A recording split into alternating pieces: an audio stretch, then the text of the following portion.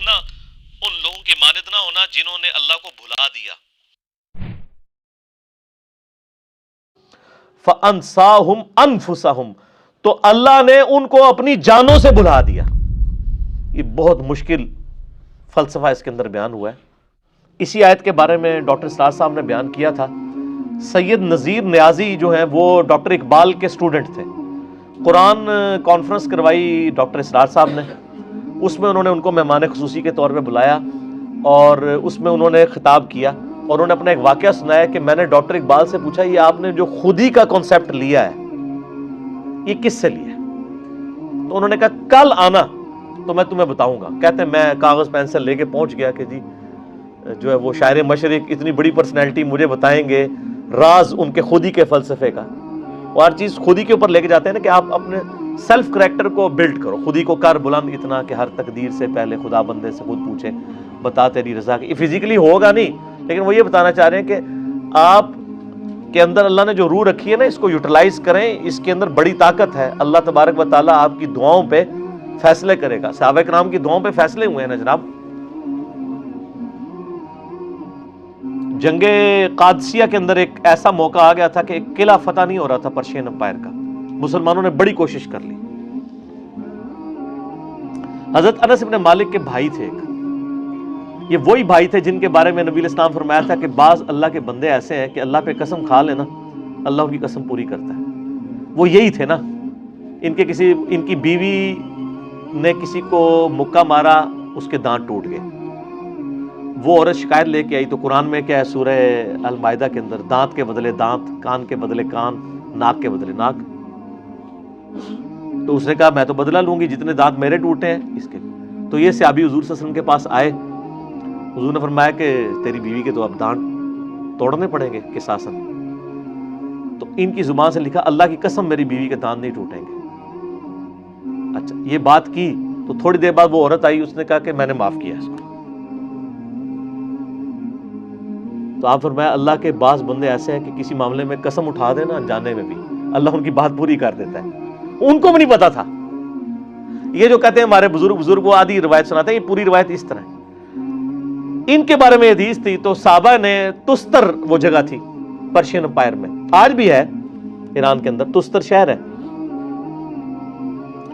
تو صحابہ نے آ کے ریکویسٹ کی. اس سنن کبریٰ البیہقی کے اندر بھی آپ کو مل جائے گا اور دلائل النبوہ امام بیہقی کی کتاب کے اندر بھی مل جائے گا. یہ صحیح سند کے ساتھ. یہ وہ کرامتیں نہیں ہیں جو آپ کے بزرگ سنا رہے ہوتے ہیں. یہ صحیح سند والی کرامتیں ہیں. تو صحابہ نے ان کو آ کے ریکویسٹ کی کہ حضرت آپ کے بارے میں یہ ہے تو آپ اللہ پہ قسم کھائے نا. ٹھیک ہے. تو اب ظاہر ہے کہ ایک وہ پہلے تو حادثاتی معاملہ بہت تھا نا. اب تو یہ تو کنفرم نہیں ہے لیکن وہ یہ چاہتے تھے کہ اگر اس قسم کے بعد واقعی مسلمانوں کو فتح ہوتی ہے نا تو اس کے بعد پھر مجھے زندہ رہنے کا جواز نہیں ہے. وہ تو پھر ظاہر لوگ چوما چٹی شروع کر دیں گے. تو انہوں نے کہا کہ میں اللہ کی قسم اٹھاتا ہوں کہ ہمیں فتح ملے گی اور اللہ کی قسم میں اللہ کی راہ میں شہید بھی ہوں گا. اپنی شہادت بھی ادھر ہی مانگ لی. بس قسم کھانی تھی تو اللہ تعالیٰ نے فتح دے دی مسلمانوں کو. وہ قلعہ جو اتنے دنوں سے فتح نہیں ہوتا فوراً فتح ہوا اور اس میں یہ شہید بھی ہو گئے. اور ان کو جس کمانڈر نے شہید کیا تھا نا پرشین امپائر کا اس کو مسلمانوں نے گرفتار کر لیا. گرفتار کر کے یہ والا سین جو ہے عمر سیریز میں بھی انہوں نے فلمایا. حضرت عمر کے سامنے لا کے پیش کیا کہ انس بن مالک کے بھائی کا یہ قاتل ہے. اور سر انس بن مالک بھی وہیں بیٹھے ہوئے ہیں. ہائے ہائے ہائے ہائے. تو حضرت عمر نے کہا ٹانگو اس کو قتل کرو قتل کے بدلے قتل. تو کانپنا شروع ہو گیا. تو اس نے کہا کہ اے مسلمانوں کے خلیفہ مجھے پانی مل سکتا ہے. تو ان کا ہاں پانی مل جائے گا. موت کے وقت تو خواہش پوری کی جائے گی. وہ پانی کا پیالہ لایا گیا نا تب وہ کانپنا شروع ہو گیا. تو حضرت عمر نے کہا پیتا کیوں نہیں ہے؟ انہوں نے کہا کہ آپ مجھے پھر گارنٹی دیں کہ جب تک یہ میں پانی نہیں پیوں گا نا اس وقت تک مجھے گارنٹی ہے کہ آپ مجھے قتل نہیں کروائیں گے. انہوں نے کہا ہاں میں